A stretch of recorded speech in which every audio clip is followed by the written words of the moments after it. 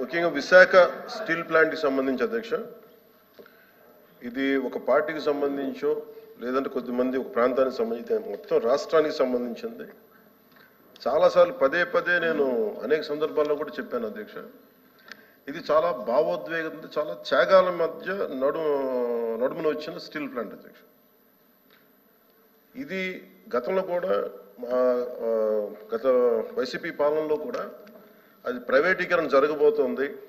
ఆ రోజున మన మంత్రి గారు చెప్తున్నాడు, అచ్చెన్నాయుడు గారు చెప్తున్నాడు, ఎందుకు ఆ రోజు ధర్నా చేశారు, వీళ్ళందరూ ఎందుకు వచ్చారంటే దానికి ఆ సమయంలో జరిగింది ఏంటంటే కొంతమంది కార్మిక సంఘాల నాయకులు కూడా ఎయిర్పోర్ట్కి వెళ్ళి అప్పుడు ముఖ్యమంత్రి గారు చెప్పిన మాటలు ఏంటంటే మేము దీన్ని కొంత భూమిని అమ్మేస్తాం మీకు ఇస్తామని చెప్తే అది నిర్వీర్యం చేయడానికి వాళ్ళు ప్రయత్నం చేస్తే మేమందరం అడ్డుకున్నాం అధ్యక్ష, మా అందరితో సహా.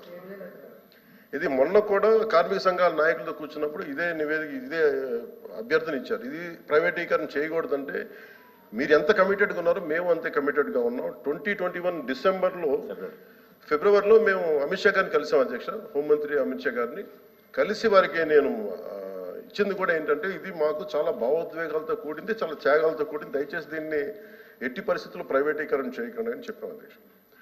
అలాగే మీరు గతంలో కూడా 2019-14 ఆ సమయంలో డ్రెడ్జింగ్ కార్పొరేషన్ ఆఫ్ ఇండియాను కూడా దాన్ని ప్రైవేటీకరణ చేస్తామంటే మేమే ముందుండి దాన్ని ఆప్ చేసాం అధ్యక్ష. ఇది మేమేమనుకున్న పబ్లిక్ సెక్టార్ యూనిట్స్ లాభసాటిగా ఉన్నాయి, లాభాల దిశగా నడుస్తున్నాయి, కొద్దిపాటి నష్టాల దిశగా నడుస్తున్నాయి, వాటిని ముందుకు తీసుకెళ్ళాలి, ప్రభుత్వాలు పిఎస్యూస్ నడవాలనేది మా ఆకాంక్ష మా అందరినీ. When it comes to Vizag steel plant, we are extremely committed not to privatize. ఇది మా అందరి కమిట్మెంట్ అధ్యక్ష. అలాగే దీనికి ఇందాక మంత్రి గారు చెప్తున్నట్టుగా దీన్ని రన్ చేసే ఇష్యూస్లో చాలా లోపాలు ఉన్నాయి అధ్యక్ష. దాన్ని స్కిల్ని ఎన్హాన్స్ చేసుకోవాలి, దాన్ని కొంత పెట్టుబడి కావాలి, దానికి కొంత క్యాప్టివ్ మైండ్స్ కావాలి, లాట్ ఆఫ్ ఛాలెంజెస్ ఉన్నాయి.